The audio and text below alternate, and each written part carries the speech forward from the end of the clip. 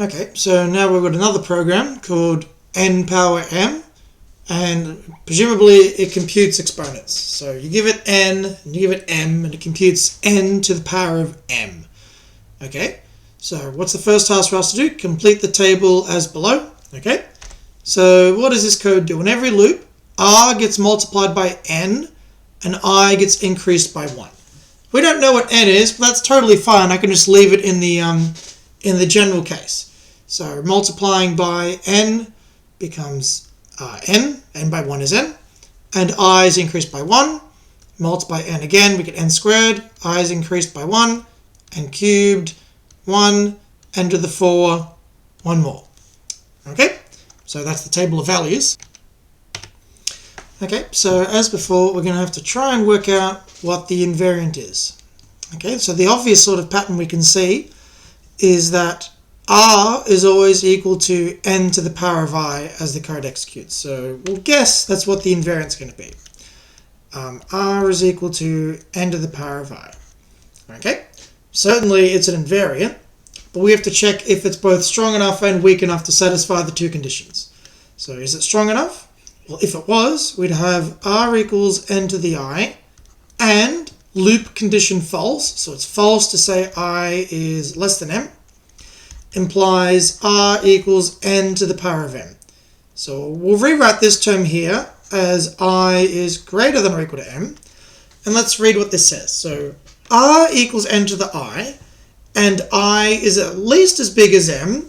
Therefore, I can conclude r equals n to the m. Well, I mean, that's not true because I could be equal to m, but I could be much bigger. So I need to work out what's the minimum amount of information I could add to strengthen my invariant such that this is true. Well, it looks like the other piece of information that I need is that I is less than or equal to m. So we'll add that on. And we'll guess that this is going to be my invariant. So it certainly satisfies the second property because I just modified it so that it did. Does it satisfy the first property? So what's the first property say? The second property.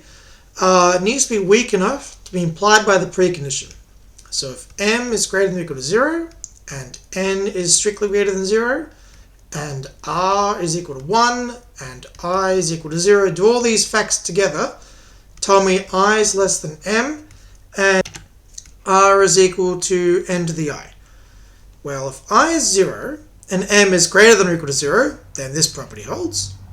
And if r is 1, and I is 0, well, any number to the power of 0 is 1, so it looks like this property also holds. So cool.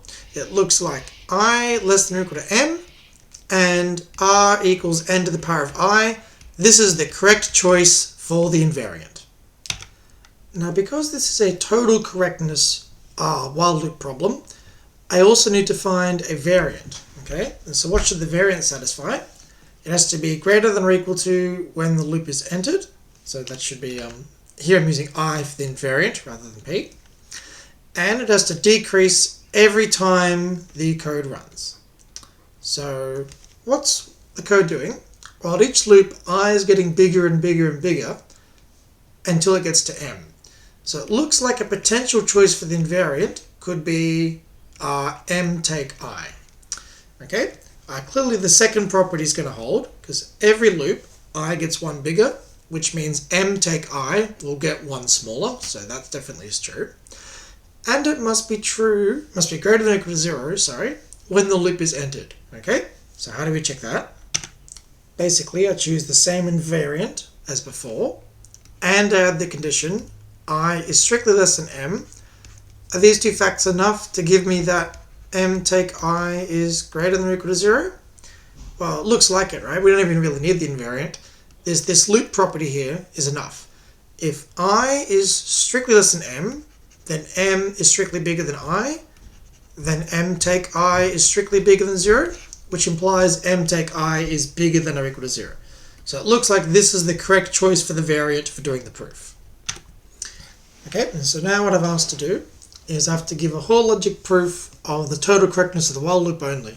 So I don't actually need to prove this initial statement here. I only need to prove this statement here. So it'll be the same as most Hall logic proofs, but we don't need to do the precondition strengthening and post-condition weakening at the very end. So how do we prove this? Well, the only way I could prove this while loop rule is to prove this property here with the code S. So I wrote that property out.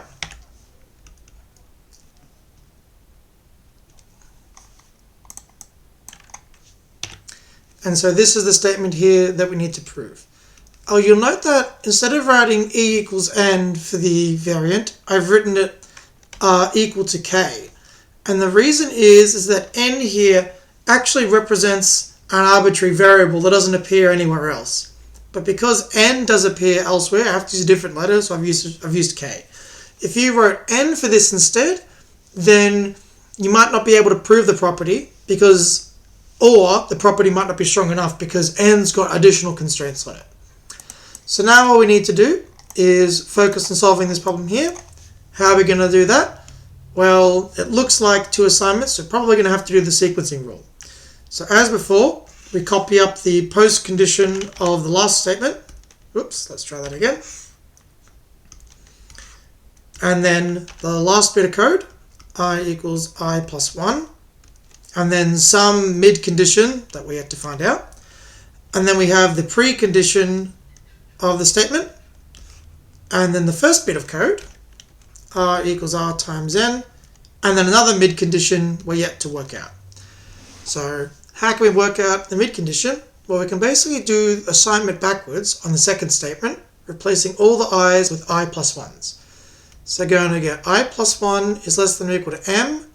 And R is equal to N to the I plus 1, and M minus, notice the brackets, I plus 1 is less than K. If you didn't put the brackets here, you'd be writing M minus I plus 1 is less than K, and this is a different statement. This would be wrong, so be very careful when you do assignment rule. Make sure to put in brackets. Okay, so this is now true by the assignment rule, which means now I can copy this statement again, and that's going to be my mid condition. It's going to go here, and so now I have to prove this statement as well. How on earth am I going to do that? Well, we can do the same trick we did before. We copy up the post condition, and then we do the assignment rule backwards. So here's my post condition. My rule is R equals R times N. And then I do the assignment rule backwards like I usually do, replacing all instances of R with R times N. So in fact, we probably cheat a little and just copy this statement because I don't want to write that again. There we go. And then we can just replace all the R's with R times N. So I'll do that in red so it's clear. This is R times N, and that appears to be the only R there is. Okay, so this is now true by the assignment rule. So now to get down to the line I wanted, I need to use precondition strengthening. So it better well be the case, the statement that I want is stronger, so implies the statement that I have. Okay, so we'll copy that over. There we go. Does this check out? Well, let's see. So I need enough information to conclude I plus 1 is less than or equal to M. And it looks like I've got that, right? Because if I is strictly less than M, then I plus 1 is less than or equal to M. So that checks out. I need to prove R times N is equal to N to the I plus 1. Well, I've got R equals N to the I, so if I multiply both sides by N, I'll get R times N is equal to N times N to the I, which is the same thing as N to the I plus 1. So that rule holds. And I need M minus I plus 1 is strictly less than K. Well, I've got here M minus I is equal to K. So if I minus more stuff on the left, it'll certainly be less than K. So this tells me M minus I minus 1 more is strictly less than K. And that's the same thing as saying M minus I plus 1 in brackets is strictly less than K. So this checks out. So that means this whole statement's true by math. Let's start to put line numbers in now. Line number 1, line number 2. 3 is true. Why is 3 true? Well, we just proved it by using precondition strengthening. So that's true by Pre-con strengthening, lines 1 and 2. Line 4, where did 4 come from? That was just assignment. And then line 5 is the sequencing rule, using lines 3 and 4 together. Okay? In most other problems, you would then try to get to the statement you actually wanted by using precondition strengthening, postcondition weakening, but this question doesn't require it, so we can stop here.